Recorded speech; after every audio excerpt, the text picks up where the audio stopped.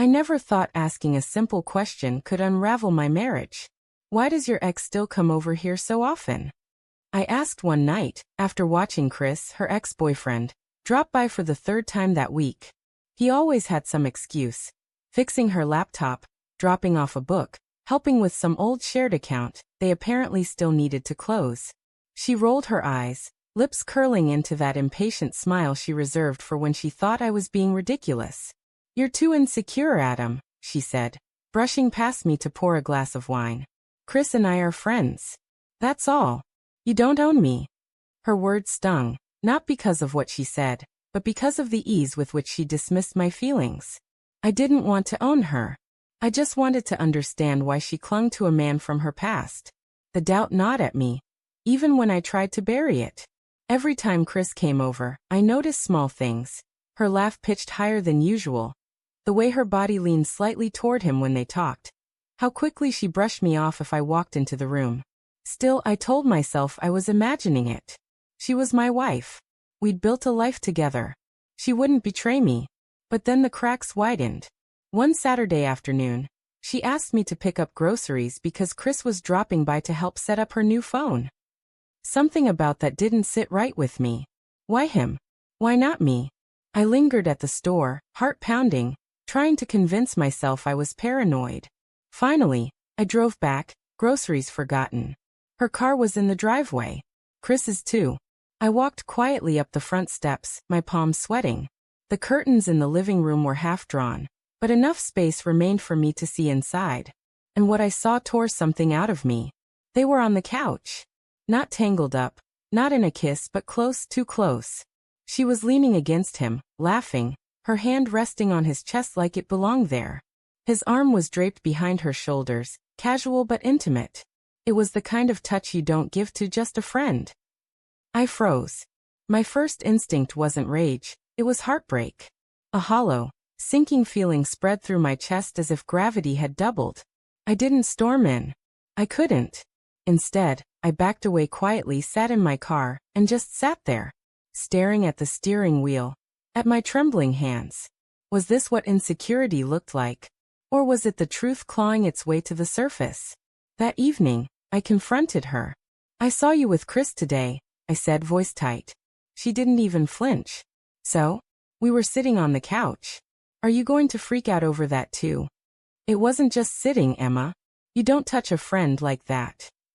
Her expression hardened, eyes narrowing. You're blowing this out of proportion. Honestly, Adam, your jealousy is exhausting. Something inside me cracked. My jealousy? Or your betrayal?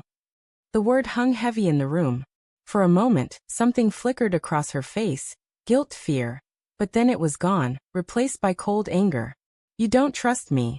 That's the real problem. I wanted to scream, to shake her and demand the truth. But instead I just whispered, maybe I don't anymore. Days passed in silence. We moved around the house like strangers, each avoiding the other. My heart told me the truth, but my mind still clung to denial. Until one night, when her phone buzzed while she was in the shower. Normally, I'd never look, but my hands moved before I could stop them. A message from Chris lit up the screen. Last night was amazing. I can't stop thinking about you. Same time tomorrow. The room spun. My stomach twisted. My hands shook so violently I almost dropped the phone. I didn't need to see more. That one message was enough. When she came out, towel wrapped around her, she found me sitting on the edge of the bed, her phone in my hand. Her face drained of color. Adam, you shouldn't be looking through my... Don't. I cut her off, voice shaking. Don't you dare make this about me. I saw the message. She froze. Silence stretched, thick and suffocating. Finally she whispered, Adam, don't lie. Not again. My voice cracked, tears burning my eyes. You called me insecure. You made me feel crazy for questioning you. And all this time you were? My throat closed around the word cheating. Her eyes filled with tears, but she didn't deny it. That silence was confirmation enough. For a long time, neither of us spoke. Just the sound of my ragged breathing, her muffled sobs. Finally I asked, why? Why him? She buried her face in her hands. I don't know. He was familiar. comfortable. When things got hard between us, I slipped back into old patterns. I didn't mean for it to happen. I laughed bitterly. Didn't mean to? You let him into our home.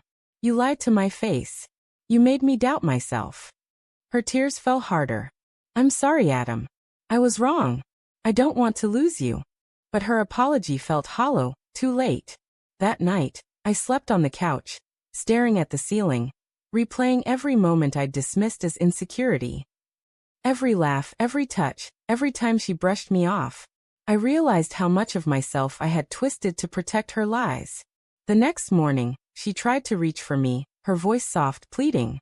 We can fix this. Please. I'll cut him off. I'll do anything.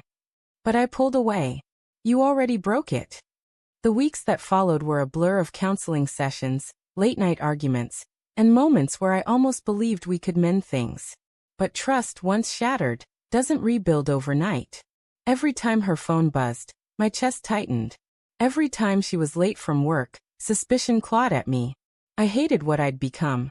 Paranoid, bitter, constantly scanning for signs of betrayal. And she hated the mirror I held up to her. The guilt, the shame, it ate at her, and in turn at us. The breaking point came during yet another argument. She shouted, "You'll never forgive me, will you?" I stood there, exhausted, hollow. I don't think I can. Her face crumpled, tears spilling again. But this time I felt nothing. Just emptiness. I moved out a week later. Packed my bags, left behind the house we'd built, the life we'd shared. As I closed the door for the last time, I thought about how she once called me insecure. But the truth was, I wasn't insecure, I was right. My instincts had screamed, and she had gaslit me into silence. And in the end, it wasn't my insecurity that destroyed us. It was her betrayal.